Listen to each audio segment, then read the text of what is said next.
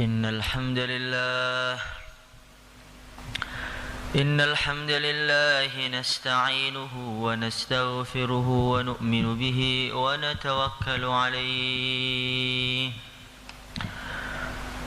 ونعوذ به من شرور أنفسنا ومن سيئات أعمالنا من يهده الله فلا مضل له ومن يضلله فلا هادي له أشهد أن لا إله إلا الله وحده لا شريك له وأشهد أن سيدنا ومولانا وحبيبنا محمدا عبده ورسوله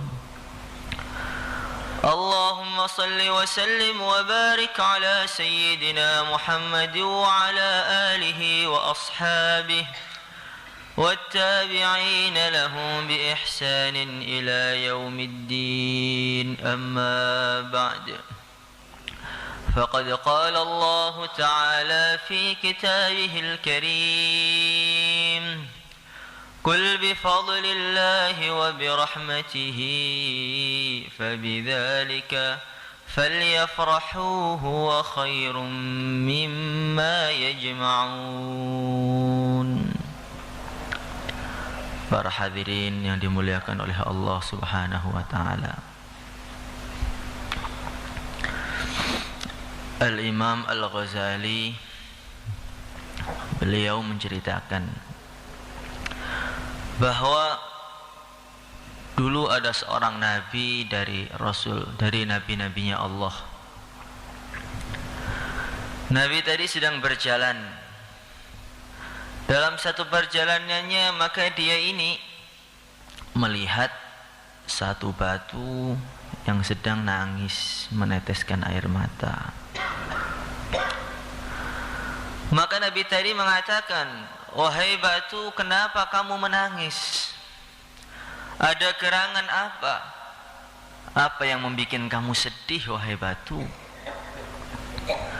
Maka batu tadi mengatakan, "Ya Nabi Allah, semenjak saya mendengar firman Allah, waquduhan nas wal hijarah, bahan bakar api neraka adalah manusia dan bebatuan. Ketika aku mendengar firman tadi, maka hati saya ini khawatir, tidak henti-hentinya hati saya ini takut dan takut. Saya khawatir saya ini termasuk batu yang nantinya akan Allah jadikan bahan bakar api neraka." Maka Nabi tadi mengatakan, "Wahai batu, kamu yang tenang. Akan saya doakan kepada Allah Subhanahu wa taala. Saya akan minta kepada Allah Subhanahu wa taala agar Allah tidak menjadikan kamu menjadi bahan bakar api neraka." Langsung Nabi tadi angkat tangan. "Ya Allah, ya Allah, selamatkan batu ini dari api neraka, ya Allah, ya Allah, ya Allah." Kemudian Allah memberi wahyu bahwasanya batu tadi telah diselamatkan dari api neraka. Setelah beberapa saat, beberapa waktu, maka Nabi tersebut itu berputar akhirnya ke tempat yang sama. Melihat batu yang dulu menangis sekarang juga menangis, bahkan lebih keras tangisannya. "Wahai batu, kenapa kamu menangis? Bukankah Allah telah menyelamatkan kamu dari api neraka?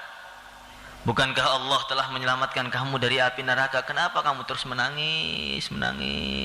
Kenapa?"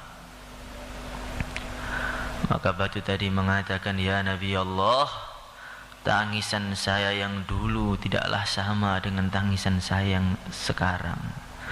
Dulu saya nangis karena saking takutnya dimasukkan neraka. Sekarang saya nangis karena saking gembiranya, saking syukurnya diselamatkan dari neraka." Para hadirin yang dimuliakan oleh Allah Subhanahu wa taala. Dan hati manusia ini harus diisi oleh dua perkara ini.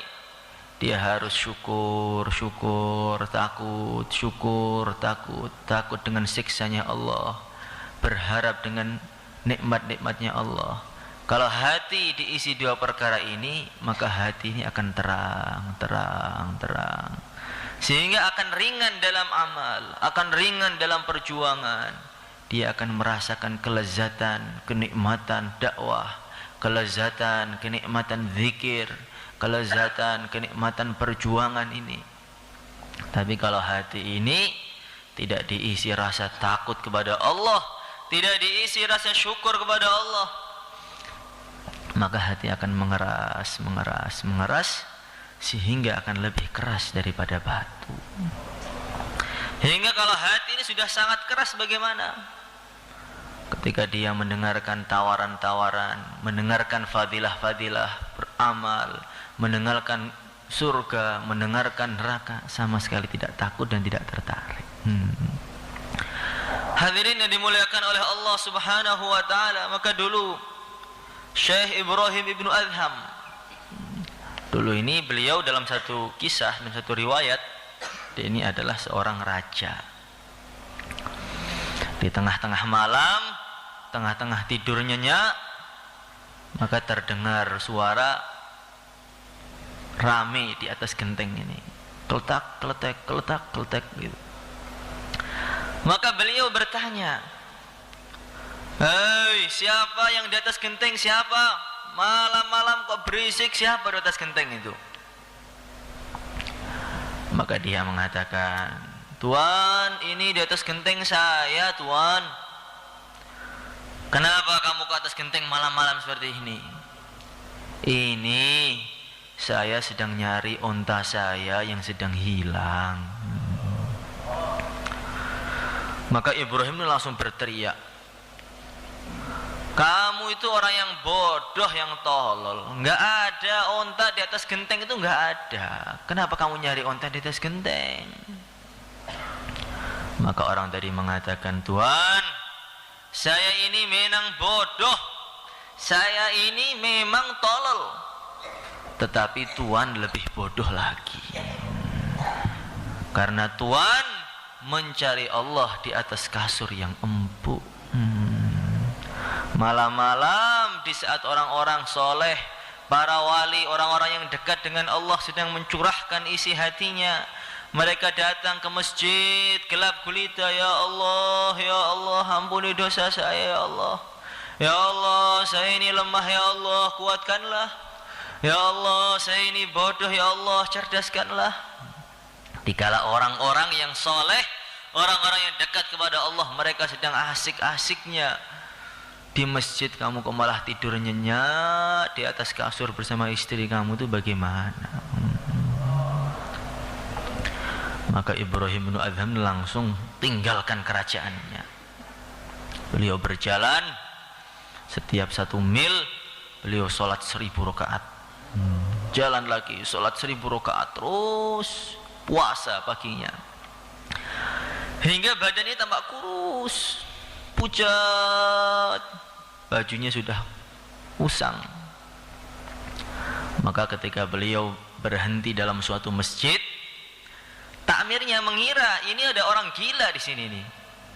Kurus, nggak terawat, rambutnya acak-acakan, wajahnya pucat. Ini ada orang gila tinggal di masjid ini. Langsung dipegang, diseret keluar masjid. Hingga di saat diseret tadi, kepala beliau ini terbentur tiang, terbentur tangga-tangga, hingga bercucuran darah, bersimpah darah begitu banyaknya. Maka beliau mengatakan, "Alangkah senangnya seumpama tiang masjid itu jumlahnya 1000. Hingga semakin banyak kepala saya terbentur, semakin banyak kepala saya terjedot ke tembok-tembok itu, semakin banyak darah yang terkucur. Karena ini bukti cintaku kepada Allah Subhanahu wa ta'ala. Wa man ahabba 'abdan haqqa mahabbatihi ahabba aidan